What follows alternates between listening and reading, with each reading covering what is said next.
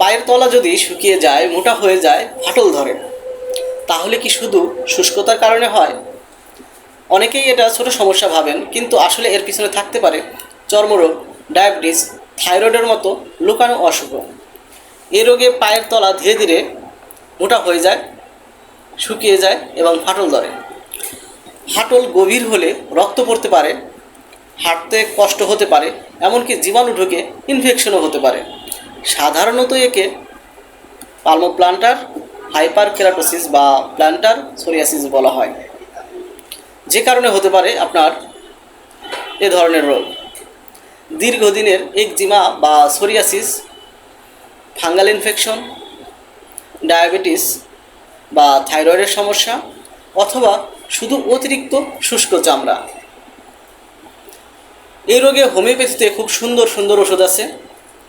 তো পরিপূর্ণ চিকিৎসা পেতে হলে আপনাকে অবশ্যই একজন হোমিওপ্যাথিক চিকিৎসকের পরামর্শ নিতে হবে। প্রিয় বন্ধুরা, কখনোই নিজের চিকিৎসা নিজে করবেন না, এতে বিপদ ঘটতে পারে। আর হোমিওপ্যাথি যেহেতু অপেক্ষাকৃত সস্তা এবং সহজলভ্য চিকিৎসা পদ্ধতি, সেহেতু একজন অভিজ্ঞ চিকিৎসকের পরামর্শ নিতে তো কোনো আপত্তি থাকার কথা না। তারপরেও আমি সম্ভাব্য কিছু মেডিসিনের কথা উল্লেখ করছি যেগুলো এই সমস্যার ক্ষেত্রে আসতে পারে। সেগুলো গ্রাফাইটিস, পেট্রোলিয়াম সালফার, অ্যান্টিক্রুড, আরও অন্যান্য মেডিসিন। তো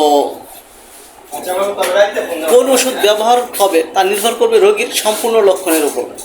তাই অভিজ্ঞ হোমিও চিকিৎসকের পরামর্শ ছাড়া নিজে থেকে ওষুধ খাওয়া উচিত নয়। এখন এটা থেকে মুক্তির জন্য ঘরোয়াভাবে আপনি কী করতে পারেন? প্রতিদিন গরম পানিতে পা ভিজিয়ে মৃদু করে পরিষ্কার করুন, যাতে শুষ্ক এবং মৃত চামড়াগুলো উঠে যায়।